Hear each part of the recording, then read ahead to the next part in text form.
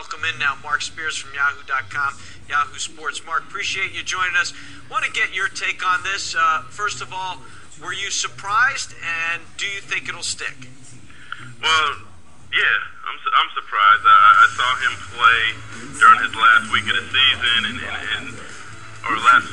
last week he played, and he still has game. He can still play. Obviously, the situation didn't fit. But yeah, it was surprising to me. I think he was really disappointed. I think New York made a mistake by not taking him. But people close to him tell me that, hey, if someone knocks on his door with something legitimate, I saw the Celtics might have a little interest, that he'd shred those retirement papers right now. You know, the one thing, why didn't a lot of teams, there you go to New Jersey's and the New York's, why didn't they take that chance on AI? I'm talking about the cellar dwellers, the guys who need people in the stands, the guys who need points on the board. I'm not talking about the championship team, but all the cellar dwellers. Well, shoot, we could go back to the cellar dweller Memphis. I think if, Iverson would have just kind of waited about a week or two, he'd probably be starting right now.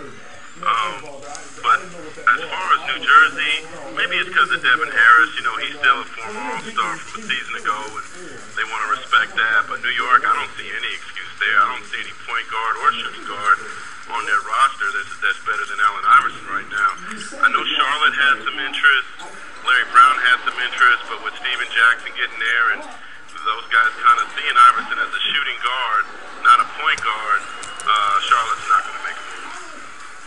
Hey, Marc, I think a lot of people are going to look back at the situation in Memphis and as you said, say it didn't have to end that way. Is Lionel Hollins going to be remembered as the guy who ended Allen Iverson's career? Could he have made a little bit more of an effort to make this happen and not have this get to where it is now? No, I don't think you should blame Lionel. I mean, I think if you look at it, Allen missed all of training camp. He missed the first 3 games. And you'd have to be a pretty special player. I'm talking about like a Kobe Bryant type player to miss all that time and expect to just start right out the gate. But as I said, I do think if Allen would have showed maybe patience for another week or so, it could have worked out. Ultimately, just the whole situation there, he knew that they weren't going to win, and maybe that's why the New York situation probably isn't a good fit for him.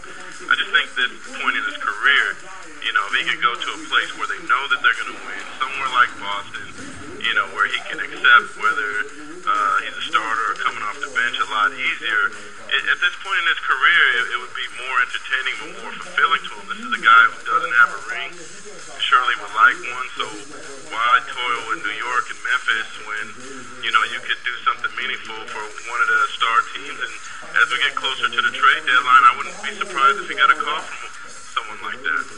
Hey, Marc, in your article you said league sources insist Iverson will still listen if a team's interested. Just promise us when those sources get back to you, you'll get back to us, okay?